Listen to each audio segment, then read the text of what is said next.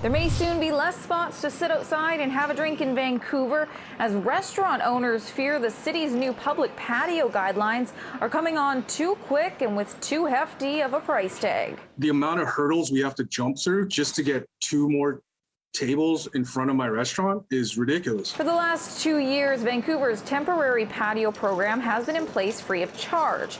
Restaurant owners were happy to hear the city approved the program permanently, but a guideline package released by the city has now caused some major concerns.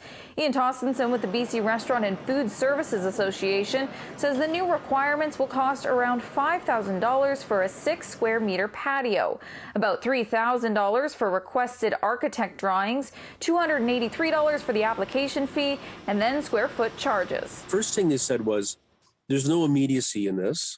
Second of all is, I don't have $5,000 to do this.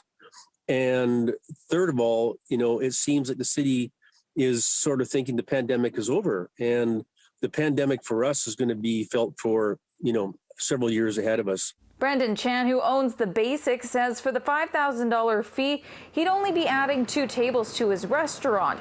And to make up for the lost cost, he'd have to make at least $100 in profit a day from each table. The cost of that, because we have Uber and all the Uber, DoorDash, there's a lot of bagging now, there's vaccine checking.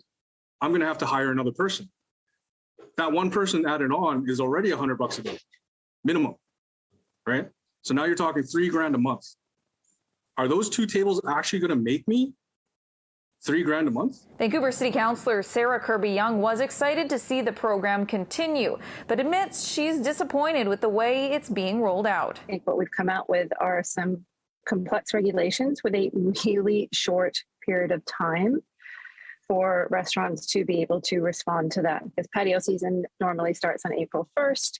And here we have just at the beginning of March, those regulations coming out, which is really difficult. It's really late. Lisa Parker, Director of Public Space and Street Use for the City of Vancouver, says the city is committed to working with industry and businesses and is open to their feedback.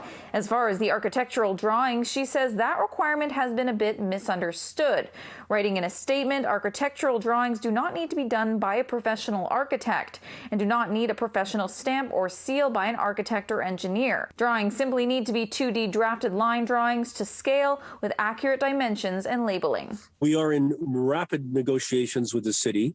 The city realized that if we don't change this, we won't have patios. Ashley Burr, City News.